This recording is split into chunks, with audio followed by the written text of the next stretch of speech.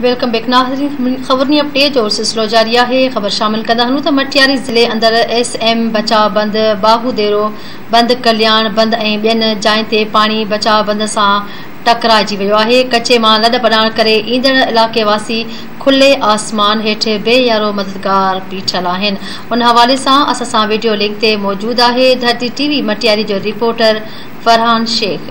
जी फरहान, कहिड़ा तफ़सील आहिनि, आगाह कजो। जी नाज़रीन, पूरी सिंध जियां मटियारी ज़िले में भी गुज़रियल 1 महीने का सावड़ी बरसातुनि जो सिलसिलो जारी है। हींअर गुज़रियल 15 कलाकनि खां बरसात जो सिलसिलो जारी है, जंहिंमें ग़रीबनि जा अजा ॾेई विया आहिनि ऐं ग़रीब मुतासिरीन सख़्त परेशान थिया आहिनि।